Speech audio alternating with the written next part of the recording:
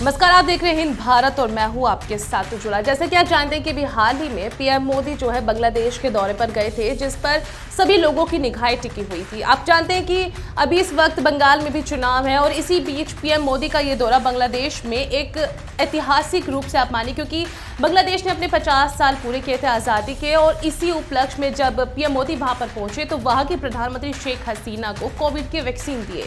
हालांकि इसी बीच कुछ हिंसक घटनाएं हुई पीएम मोदी के जाने से पहले भी और पीएम मोदी के जाने के बाद भी, जिससे एक तरीके से ये दिखाने की कोशिश की गई थी कि पीएम मोदी का विरोध वहां की जनता कर रही है, पीएम मोदी के विरोध की तरफ ये ले जाना चाह रहे थे। लेकिन अब जो सच्चाई सामने आई है उस बारे में सोचकर आप भी शॉक हो जाएंगे। दरअसल कहा जा रहा है, कुछ खुफिया एजेंसी की रिपोर्ट के मुताबिक ये पहले से ही सुनियोजित था, यानी ये सब जो घटनाएं हुई हैं वो पहले से ही प्री प्लान की हुई थी पीएम मोदी का विरोध दर्ज कराने के लिए। साथ के साथ वहां की जो प्रधानमंत्री है शेख हसीना, उनके नेतृत्व वाली सरकार पर उंगली उठाने के लिए और इन सब का जिम्मा दिया गया है। यानी खुफिया रिपोर्ट्स के मुताबिक जो इन सब का जिम्मा दिया गया है वो है जमाते इस्लामी।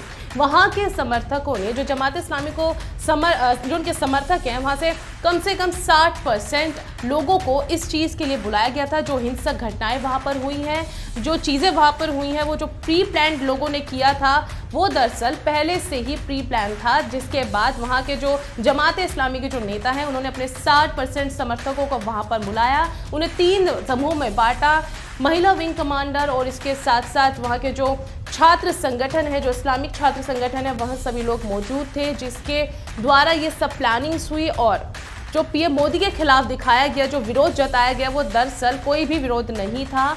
इस बारे में जो आपकी पूरी खबर है वो इस वीडियो के अंत तक जरूर देखिएगा, तब आपको पता चलेगा कि आखिर में ये पूरा माजरा क्या है। प्रधानमंत्री नरेंद्र मोदी की बांग्लादेश यात्रा के दौरान बड़े पैमाने पर हिंसा की साजिश रची गई थी। एक खुफिया रिपोर्ट में ये बात सामने आई कि प्रतिबंधित संगठन जमात इस्लामी ने बड़ी साजिश रची थी और इसके लिए पैसे भी बांटे गए थे। बता दें कि पीएम मोदी के दौरे से पहले और बाद में बांग्लादेश में हिंसा की कई घटनाएं हुई, जिसे भारतीय प्रधानमंत्री की यात्रा के विरोध के रूप में देखा गया था। लेकिन अब यह साफ हो गया है कि वो विरोध नहीं बल्कि सुनियोजित साजिश थी। रिपोर्ट के मुताबिक पुलिस, मीडिया और सरकारी अफसरों पर बड़े पैमाने पर हमले की तैयारी थी।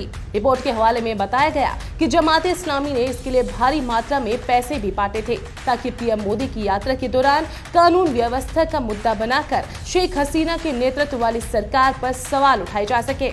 रिपोर्ट में जमात इस्लामी और हिफाजत इस्लाम के नेताओं के मालिकाना हक वाले सभी होटलों पर छापेमारी की सिफारिश की गई। इसमें यह भी कहा गया कि यदि जरूरी हो तो कुछ लोगों को गिरफ्तार भी किया जाए। गौरतलब है कि बांग्लादेश में रविवार को झड़पों के मामले में जमात और हिफाजत के 200 नेताओं और कार्यकर्ताओं के खिलाफ केस दर्ज किया गया। उन पर पुलिस के काम में रुकावट डालने और उस पर हमला करने का आरोप है। वहीं पुलिस ने बताया कि शुक्रवार को ढाका की बेतुल मुकर्रम नेशनल मस्जिद में झड़प के मामले में 60 अज्ञात लोगों के खिलाफ मामला दर्ज किया गया।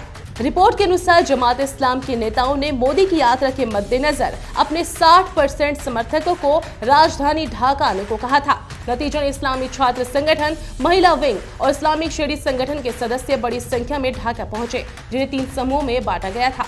इस रिपोर्ट में यह भी बताया गया कि जमात हिफाजत और विपक्षी बांग्लादेश नेशनलिस्ट पार्टी प्रधानमंत्री शेख हसीना की सरकार को गिराने की साजिश कर रहे थे। इस रिपोर्ट से ये तो साफ हो चुका है कि आखिर ये साजिश किसकी थी। लेकिन अगर आपका कोई इस पर रिएक्शन है तो हमें कमेंट बॉक्स में जरूर बताइएगा और ऐसी खबरों के लिए देखते रहिए हिंद भारत। हिंद भारत, आपकी अपनी आवाज।